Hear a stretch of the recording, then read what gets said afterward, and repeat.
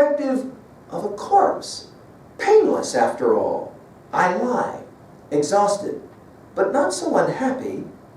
White and beautiful are the faces around me. The heads are bared of their fire caps. The kneeling crowd fades with the light of the torches. It's an amazing attempt to try to somehow qualify what it's like to be this mashed fireman.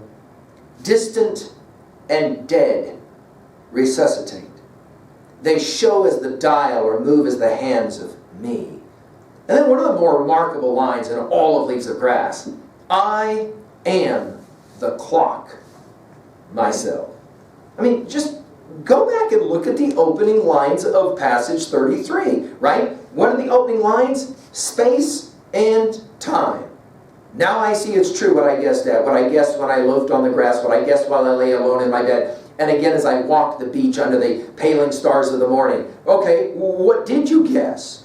That somehow the artist-poet can subsume everything. And now he is time itself. I am the clock. And then I see a final passage here of a last section of 18 as I'm qualifying it. I'm an old artillerist. Now we're going to get some of this in an actual poem and as well in the drum tap section. I tell of my fort's bombardment. I am there again. The ability to kind of capture that idea that after having gone through some kind of military conflict, to talk about it brings one back, of course, to it again.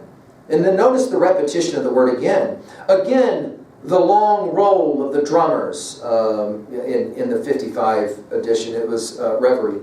Again, the attacking cannon, mortars, and then the 55 edition, and Hauser's is also added. Again, by the way, notice the repetition here. To my listening ears, the cannon responsive. By the way, the original writing of that line was, again, the attacked send the cannon response. That's an interesting editing, right? I'll let you study it on your own. Notice, I take part.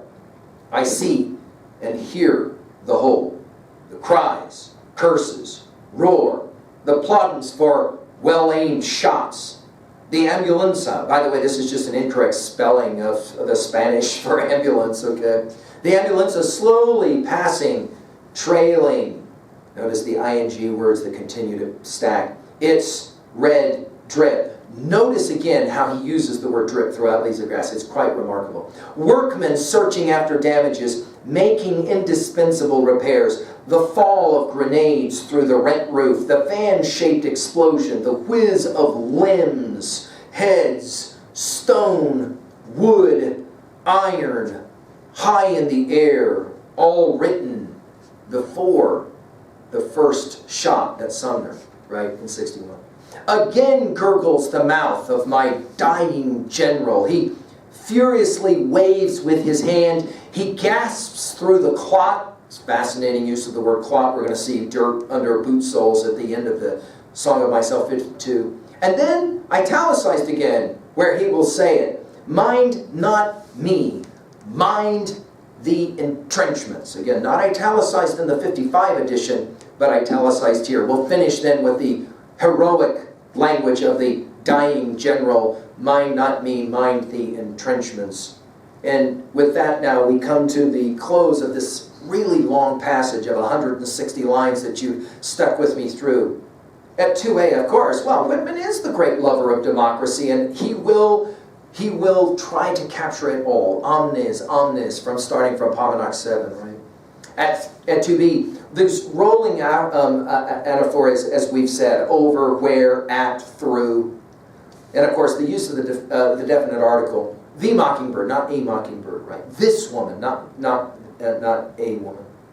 At 3a, I've mentioned 15. I'm only going to say so many things we could obviously compare this to. And the echoes are just brilliant here. And I've already mentioned T.S. Eliot's Bernard. But I really think that I started with Dante, I'll end with Dante. Whitman is our American Dante. No question about it. And it's clear he wanted to be. He wanted to subsume as much as he could. Think about how reading this section 33 is a whole lot like reading the Inferno, especially the Inferno. I mean, go back and just look. We gave lectures on every canto so that you could do this game. remember how he just constantly is bringing up the next kind of image that's so compelling. We're playing the same game here. Finally at 3B. Since we're messing with images and vision, which image most affects you from all that you've read here in 33 and why? Right? And why do you think, it's an interesting question, why do you think Whitman ended with the agony? Not the joy, the agony, the pain, the suffering, the question of theodicy. Well, at this point, now as we move on to passage 34 of Song of Myself, we really are into the heart of Song of Myself, and I hope you're being challenged in our talks with Walt. Thank you.